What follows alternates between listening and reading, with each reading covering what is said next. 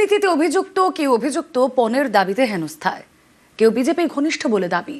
Voter বঙ্গে কমিশনের নিয়োগ করা 4 জেনারেল অবজারভারকে নিয়ে বিস্ফোরক অভিযোগ তৃণমূলের। পশ্চিমবঙ্গে নির্বাচন ঘোষণা হয়ে গিয়েছে। 23 ও 29 এপ্রিল ভোট। রাজ্যে জেনারেল অবজারভার নিয়োগ করেছে নির্বাচন কমিশন। 294 বিধানসভা আসনের জন্য 294 জন জেনারেল অবজারভার। প্রত্যেক জেনারেল অবজারভার বিধানসভা ভিত্তিক রিপোর্ট দিচ্ছেন কমিশনকে। নির্বাচন কমিশন রিপোর্ট দেখে নির্দেশ দিচ্ছে, সেই মতো পদক্ষেপ করছেন জেনারেল অবজারভাররা। এই জেনারেল অবজারভারদের নিয়েই বৃহস্পতিবার একের পর এক বিস্ফোরক অভিযোগ করে তৃণমূল।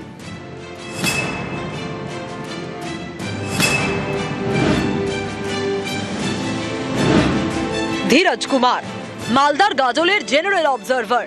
তৃণমূলের দাবি, মহারাষ্ট্রের হেলথ কমিশনার থাকাকালীন 8,000 কোটি টাকার অ্যাম্বুলেন্স টেন্ডার দুর্নীতিতে অভিযুক্ত এই ধীরজ কুমার। বিরোধীরা বলেছিলেন যে লোকাল লিডারের আত্মীয়কে বেনিফিট করার জন্য এই টেন্ডারটা ডাকা হয়েছে। আমরা একটা জিনিস বুঝতে পারছি যে কাদেরকে বেছে বেছে আনা হচ্ছে। তাদেরকে বেছে বেছে আনা হচ্ছে যাদের বিজেপির প্রতি কোনো না কোনো রকমের দায়বদ্ধতা রয়েছে। তাদেরকে এখানে ডিপ্লয় করা হয়েছে যাতে তারা বিজেপির অঙ্গুলি হেলনে এখানে কাজ করে।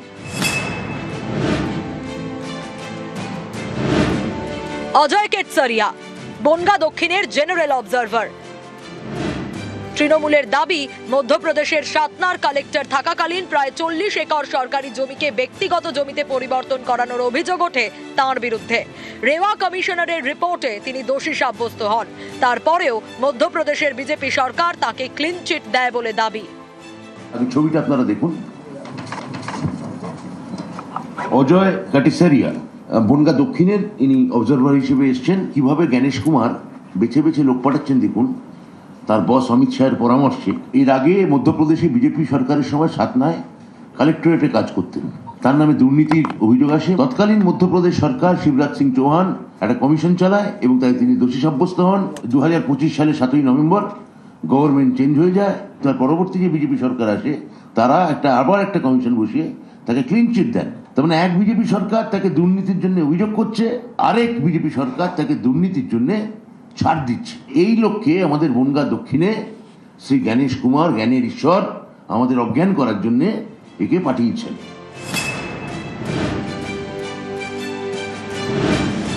গন্ধম চন্দ্রডু বালিগঞ্জের জেনারেল অবজারভার। তৃণমূলের অভিযোগ, 2018 সালে গন্ধম চন্দ্রডুর বিরুদ্ধে পণের দাবিতে হেনস্থা করার অভিযোগে মামলা দায়ের হয়। তখন তিনি অন্ধ্রপ্রদেশের আদিবাসী কল্যাণ বিভাগের ডিরেক্টর।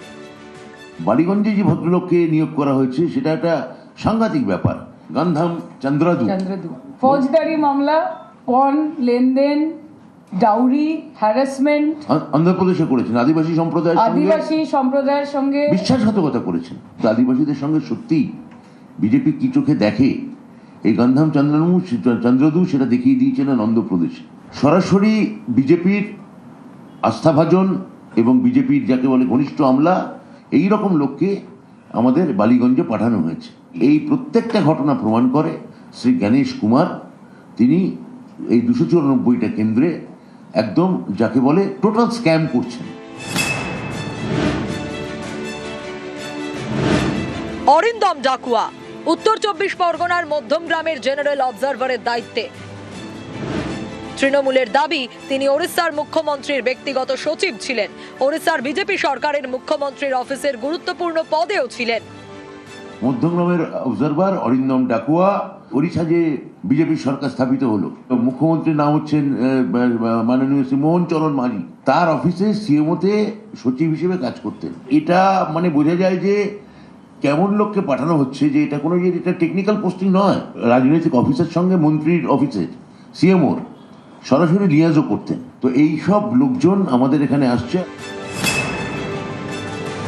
দুর্নীতির বিরুদ্ধে কথা বলছে তৃণমূল, এটাই তো জোক অফ দ্য ইয়ার।